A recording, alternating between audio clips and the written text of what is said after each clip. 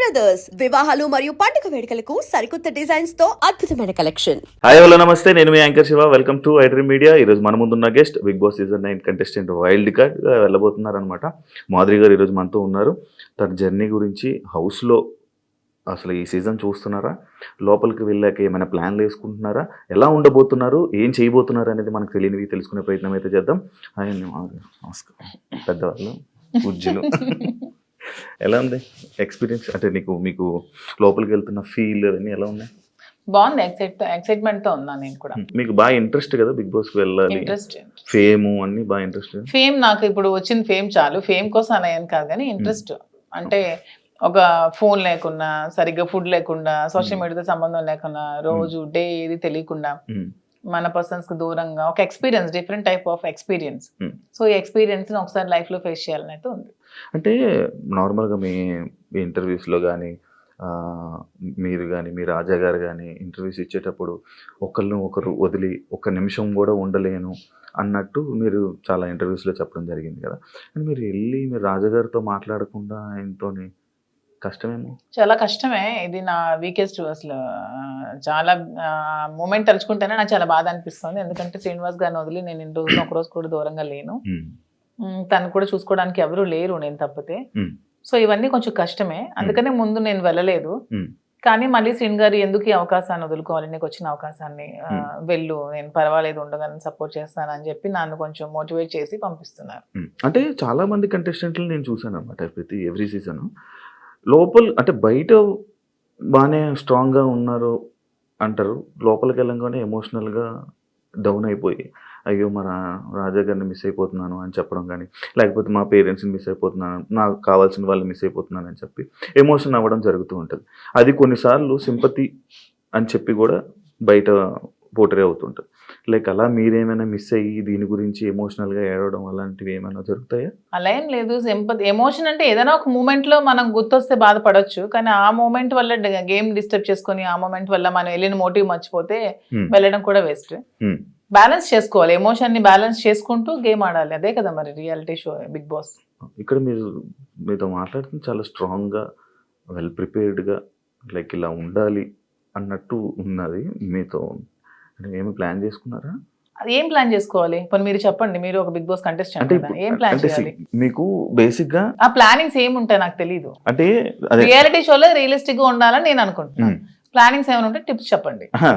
Tips చెప్పడం కదా, అంటే స్టార్టింగ్ వెళ్ళే కంటెస్టెంట్లకి వాళ్ళకి ఏం తెలియదు, ఎవరు వస్తున్నారు ఏంటి, వాళ్ళ క్యారెక్టర్ ఏంటి, వాళ్ళు ఎలా బిహేవ్ చేయబోతున్నారు ఏంటి అనేది మనకు ఒక ఐడియా ఉండదు. కాకపోతే వైల్డ్ కార్డ్ వాళ్ళకి ఒక ప్లస్ పాయింట్ ఉన్నది. అంటే ఏ కంటెస్టెంట్ ఎలా ఆడబోతున్నాడు, ఏ కంటెస్టెంట్ ఎలా ఆలోచించబోతున్నాడు, వాడు ఏం చేయబోతున్నాడు, వాడి స్టెప్స్ ఏంటనేది మనకు ముందే ఒక ఐడియా ఉంటుంది. అంటే మీరు మొత్తం చూసారా ఈ 4 వీక్స్? నేను మొత్తం చూడలేదు, అప్పుడప్పుడు చూస్తున్నాను. వాళ్ళకి ఎలా తెలియదు, మాకు కూడా వాళ్ళు ఎలాగో తెలియదు. నాకు వాళ్ళ పేర్లు ఇప్పుడు తెలుసు అంతే, అంతకుమించి నాకు తెలియదు. అందులో మాస్కులతో ఆడినప్పుడు వాళ్ళు ఎప్పుడు ఎలా మారుతారో కూడా ఎవరికి తెలియదు.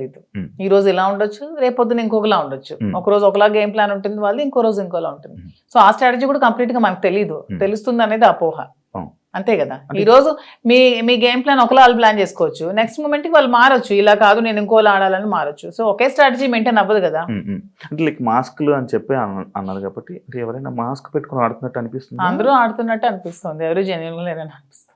మీరు వెళ్ళాక మిమ్మల్ని కూడా మాధురి గారు ఎందుకో మాస్క్ వేసుకొని ఆడుతున్నారు అని అంటే మీరేం? నేను వచ్చాక క్వశ్చన్ చేస్తే ఆన్సర్ నేను చెప్తాను, మీకు అలా అనిపిస్తే. నేను వెళ్ళిన తర్వాత మీకు నేను ఏమైనా మాస్క్ వేసుకున్నట్టు అనిపిస్తే, వచ్చిన తర్వాత మీరు ఇదే క్వశ్చన్ మీకు ఉంటే అప్పుడు ఆన్సర్ చేస్తాను. మిమ్మల్ని ఎప్పుడు ఇంటర్వ్యూలో తప్ప బయట మీ గురించి తెలియదు, మీ ఎమోషన్స్ గురించి తెలియదు. ఎలాంటి విషయాల్లో మీరు కోపడుతుంటారు, ఎలాంటి విషయాల్లో మీరు ఎమోషనల్గా డౌన్ అవుతుంటారు? నాకు చాలా విపరీతమైన కోపం వస్తుంది యాక్చువల్గా, చాలా అంటే చాలా కోపం.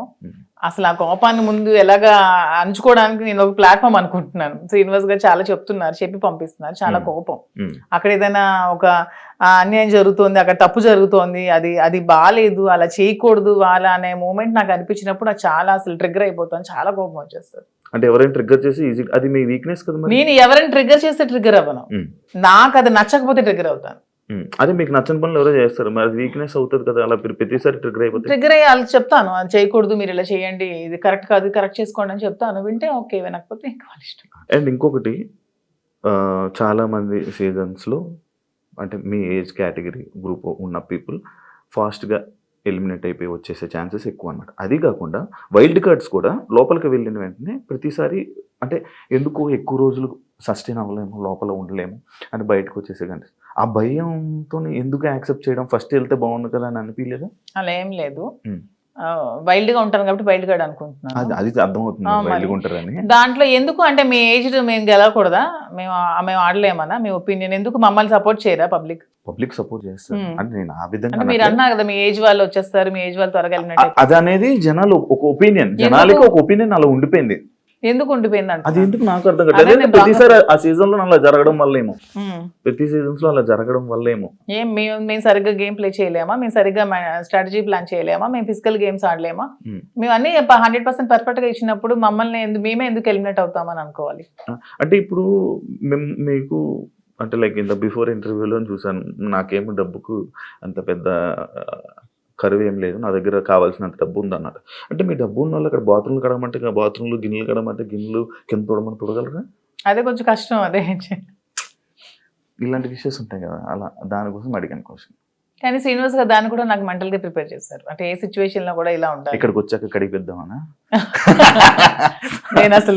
నేను అసలు చీపురు పట్టుకుంటేనే అతను చూడలేరు. అదే మరి ఇప్పుడు అక్కడ అలా ఉంటాయి. అది కాకుండా మిమ్మల్ని అనరాని మాటలు అంటుంటారు. నాకు ఇష్టమైనది, నాకు వంట వచ్చు కదా, నేను వంట చూస్ చేసుకుంటాను, వాళ్ళకి చేయమని. అంటే మీకు నచ్చింది ఎవరు కదా, అది బిగ్ బాస్, అది బిగ్ బాస్ రిక్వెస్ట్ చేసుకుంటాను. మంచిగా మాట్లాడా.